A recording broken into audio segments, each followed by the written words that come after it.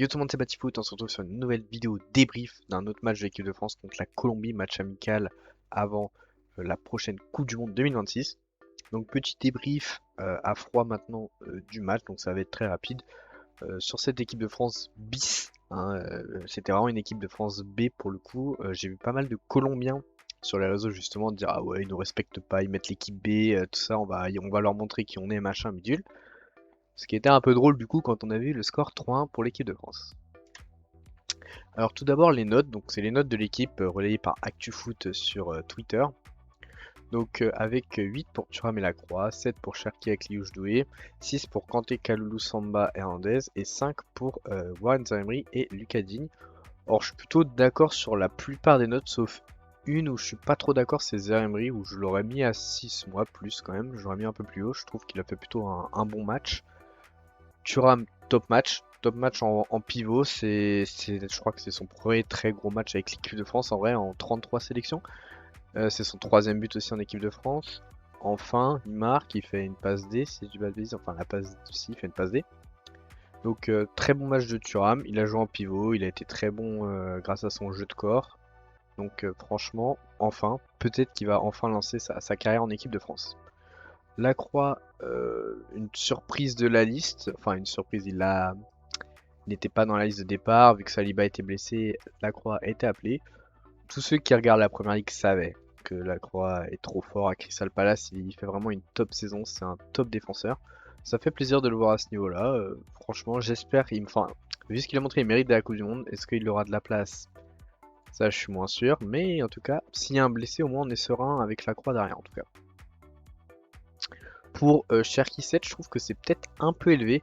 J'aurais plutôt mis 6 à Cherki parce que je trouve qu'il a fait un bon match malgré beaucoup de déchets. Mais je trouve il a pas assez tiré au but, je trouve. On l'a pas vraiment vu tenter de frappe. En tout cas, j'ai pas le souvenir qu'il ait tenté de beaucoup de frappes. Même, je sais même pas s'il a tenté une frappe dans le match.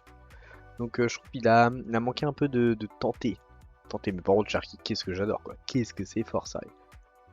Ensuite, Akliouche, un peu pareil que Cherki, je trouve. Il aurait peut-être pu tenter, plus tenté de tir au but, mais sinon, top match d'Akliouche. Doué 7, c'est grâce au doublé, parce que je trouve que c'est le moins bon des trois milieux offensifs.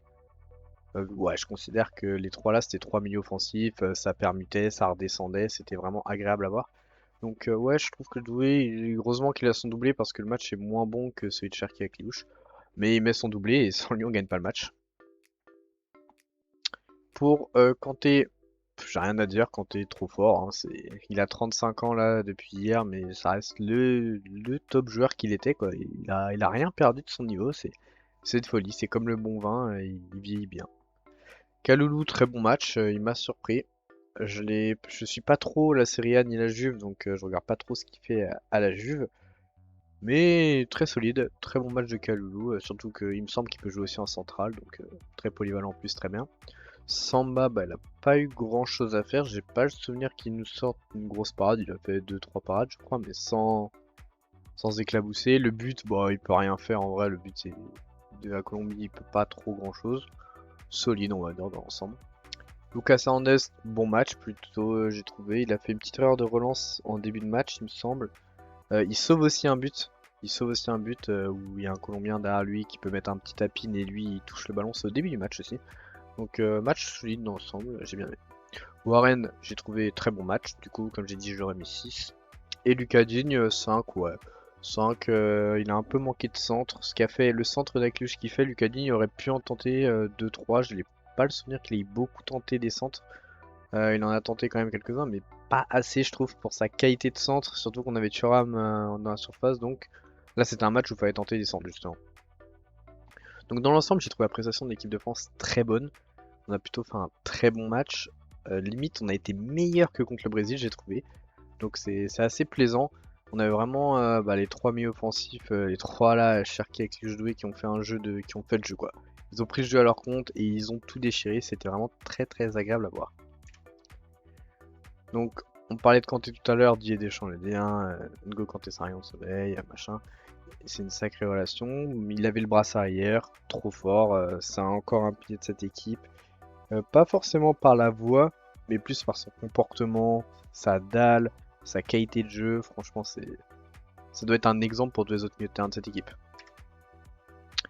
Donc maintenant, les réactions à l'international, donc ça, ActuFoot a relié les propos de Marca et de AS, donc les gros journaux espagnols de football. Donc avec Marca qui dit que la France a deux grandes équipes, la France a prouvé face à la Colombie qu'elle est une sérieuse prétendante au titre mondial. Et AS qui dit la France écrase tout, les Bleus sont des prétendants à tout, leur jeu n'est peut-être pas flamboyant mais leur puissance de feu est indéniable. Alors pour le coup, je suis pas trop d'accord avec AS parce que les matchs contre le Brésil et la Colombie, je trouve qu'on a bien joué, malgré le fait que je trouve manque encore d'occasions franches où en fait actuellement on n'est pas tombé sur des matchs où les gardiens en face se font des matchs XXL à tout arrêter, tu vois. Et du coup, je trouve qu'on se produit pas assez de grosses occasions. À la fin du match contre la Colombie, on en a eu deux ou trois qu'on rate, où Ekitike il en graille une ou deux quand même. Mais on aurait pu en mettre plus contre la Colombie, c'est vrai. Mais je trouve mais c'était en fin de match, ils avaient arrêté de défendre limite et tout. Donc je trouve on manque d'occasions franches, mais le jeu est plutôt agréable.